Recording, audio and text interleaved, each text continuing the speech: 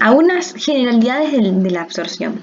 Con respecto al líquido, nosotros más o menos por día en promedio llegamos a consumir 1,5 litros de agua de líquidos, y las secreciones gastrointestinales dentro del estómago y del intestino son de aproximadamente 7 litros por día.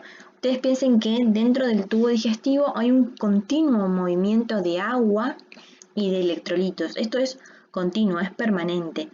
El agua se absorbe y se secreta en distintas partes del tubo digestivo. En total circulan más o menos entre 8 y 9 litros por día de agua, ¿sí? Esto es por día, es un movimiento diario. Pero solamente 1,5 litros aproximadamente llega al colon y se elimina por parte de la materia fecal. El intestino delgado justamente tiene la gran capacidad absortiva, porque habíamos visto esta estructura interna anatómica, como las vellosidades y las microvellosidades, y esa extensión que tiene es el que favorece el proceso de absorción de agua y de nutrientes. Los nutrientes pueden absorberse, en general se absorben entre 50 y 100 gramos de macronutrientes por día, que por cada uno de los macronutrientes, en general para una persona tipo, y se pueden absorber más o menos 70 gramos de grasa, 100, 120 gramos de proteína y hasta 300, 400 gramos de hidratos de carbono. Todo eso se puede, una persona normal, tipo, con un BCT, un valor calórico diario de 2000 calorías, llega a consumir esa cantidad de gramos de macronutrientes. Pero fíjense que esto podría llegar a aumentar hasta 500 o 700 gramos por día, o inclusive más. Fíjense la gran capacidad absortiva, pero ¿qué pasa? Que justamente la distribución de la alimentación debe ser a lo largo del día para poder llegar a absorber todo esto. Si nosotros de golpe ingerimos tanta cantidad de macronutrientes, el intestino, las enzimas se colapsan, se saturan y no puede llegar a absorber, ¿sí? Es decir, que podemos llegar a absorber más o menos hasta 300 gramos de grasa, 400 o 500 de proteína y hasta más de 1000 gramos de hidratos de carbono, que es mucha cantidad. Pero, por ejemplo, en una competencia de una ultramaratón que se corre durante 12 horas de continuo, o en un Ironman, que son competencias que demandan mucho gasto, hay que consumir mucha cantidad, pero se ve compensado por el gasto. Entonces lo que se consume, lo que se ingiere rápidamente se absorbe y rápidamente se gasta, y eso le da la posibilidad a seguir consumiendo. Pero hay veces que se llegan a calcular consumos de 1000 a 1200 gramos de hidratos de carbono. Yo digo gramos de hidratos de carbono, no hablo gramos de pan, no hablo 1 kilo de pan, sino que hablo de gramos de hidratos de carbono, ¿sí? Y sabemos que cada 100 gramos de pan tenemos más o menos 60 gramos de hidrato de carbono. Fíjense la cantidad de pan que se tiene que consumir. Por ejemplo, por decir pan, galletitas, avena, cualquier hidrato de carbono. Fíjense la impresionante capacidad absortiva que tiene el intestino delgado. Y ahora hablando un poquito en profundidad del agua y de los iones, sabemos que el agua circula libremente por todo el tubo digestivo por difusión. Sabemos que el agua difunde, y en general el movimiento de agua es por ósmosis, que va de un lugar que tiene menor concentración de solutos a un lugar que hay mayor concentración de solutos. Es decir, que si dentro del enterocito, dentro de la célula, hay muchos solutos, está muy concentrado, el agua viaja hacia el interior de la célula. Si vemos que la luz del tubo digestivo está muy concentrada porque consumió mucha cantidad de nutrientes, el agua sale de la célula a la luz del tubo digestivo, ¿sí? Esto se entiende, ¿no? Cuando yo digo, esta es la luz del tubo digestivo, es la parte interna del intestino delgado, esta es la luz. Es que acá hay mucha cantidad de nutrientes porque se consumió muchos alimentos, el agua sale del enterocito y queda en la luz. Si adentro de la célula hay mucha cantidad y está muy concentrada, porque hay muchos nutrientes absorbidos, el agua viaja de la luz hacia el interior de la célula. Ese es el movimiento que produce, y se produce todo el tiempo por ósmosis. ¿Qué sucede?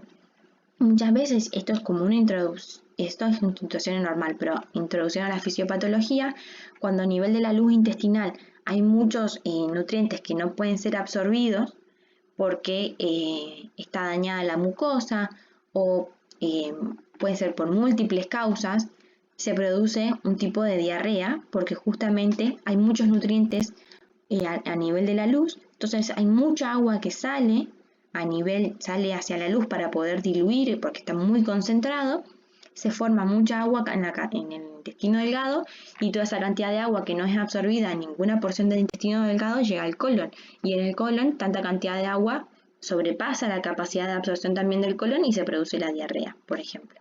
Así surge la fisiopatología de la diarrea. Los iones, ¿cómo se van a absorber? El sodio por un transporte activo, el cloro por difusión, el calcio por transporte activo, y va a depender de la hormona paratiroidea y la vitamina D, que son la paratiroidea es una hormona que se sintetiza a nivel de la glándula tiroidea en la parte posterior, justamente favorece el proceso, la captación de calcio, al igual que la vitamina D, para favorecer la captación a nivel intestinal y que luego se pueda depositar en los huesos. El hierro tiene un transporte activo según las necesidades orgánicas. Cuando hay menos depósitos se favorece la absorción. El potasio, el fósforo y el magnesio se absorben todos por transporte activo.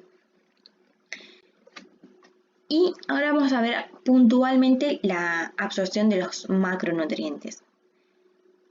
La mayor cantidad de hidratos de carbono que se absorben van a ser glucosa, porque la glucosa compone justamente al almidón, compone a la sacarosa, está dentro de la lactosa, entonces hay una gran cantidad de glucosa absorbida. Y en menor medida galactosa, fructosa. ¿Cómo se va a absorber la glucosa y la galactosa? Se absorben por un transporte secundario, activo y secundario del sodio. ¿Se acuerdan cuando vimos las primeras clases de transporte? Bueno, acá vemos que necesitamos sodio, que se absorba el sodio y como un transporte activo y secundario del sodio se absorbe la glucosa. ¿Sí? Es simplemente para el movimiento de las bombas de sodio-potasio y el transporte. O sea que el sodio se debe unir a la glucosa en el mismo transportador para que ésta se absorba. En cambio, la fructosa se absorbe por difusión facilitada. Y cuando entra al enterocito, se fosforila, se une a un fósforo y se convierte en glucosa y luego pasa a la sangre. Otra parte puede ser absorbida directamente como glucosa y se termina de metabolizar o de fosforilar a nivel del hígado, donde ahí se produce la conversión de fructosa a glucosa. Porque sabemos que por más de que consumamos otros tipos de hidratos de carbono, el que es útil energéticamente es la glucosa. Las proteínas, los tri y dipeptidos y los aminoácidos libres se absorben por un cotransporte con sodio, es similar al transporte de la glucosa, y algunos aminoácidos específicos también son transportados por proteínas específicas de la membrana y se absorben por difusión facilitada. Esto para que sepan cuál es el mecanismo de transporte, para que entiendan que no todos difunden, sino que necesitan de un cotransporte o un transporte secundario de sodio, o la fructosa por difusión facilitada, por ejemplo, por difusión simple, y algunos aminoácidos por difusión facilitada. Y las grasas, justamente los monoglicéridos y los ácidos grasos libres, tienen mucha afinidad por la bicapa lipídica, que es la membrana plasmática de los enterocitos. Entonces difunden directamente por el enterocito, no necesitan nada, ni al sodio, ni un cotransporte, ni a las proteínas transportadoras, nada, difunden. Y dentro de las células se pasan por el retículo endoplasmático liso y se vuelven a formar los triglicéridos para salir como kilomicrones a la circulación. Acuérdense que los lípidos, por su característica química, no viajan solos, sino que tienen que viajar unidos a algo.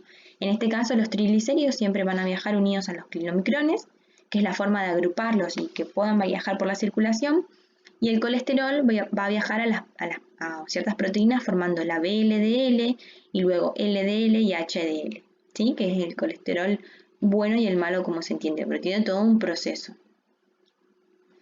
Y los ácidos grasos de cadena corta y media se absorben y pasan directamente a la vena porta. ¿Qué sucede? Como son ácidos grasos más pequeñitos, no necesitan ser unidos a los kilomicrones para circular, sino que directamente pasan por el enterocito y pasan también directamente a la vena porta. ¿Qué es importante? Que esto es que se los denomina TCM, que son triglicéridos de cadena media, o si son de cadena media, los de corta también entran en este grupo, son los únicos ácidos grasos que sirven para aportar energía al cuerpo, al organismo, cuando el intestino está dañado, porque en un intestino dañado no vamos a poder producir una correcta digestión de los lípidos, no vamos a poder producir la unión de los triglicéridos en kilomicrones y que luego viajen a la circulación. Varios procesos de estos básicos que nosotros vemos de digestión y absorción van a estar dañados. Entonces, ¿qué sucede?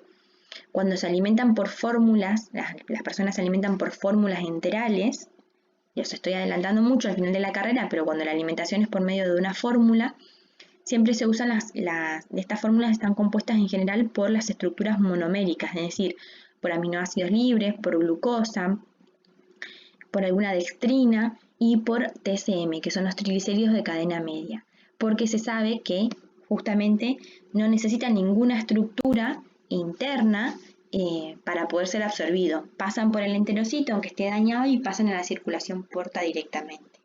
Por eso es tan importante conocer la fisiología para entender por qué después se alimenta a la persona de una u otra forma. Bueno, y ahora vamos a ver detalladamente el intestino grueso, que esto lo dejo para otro video, así no se nos corta.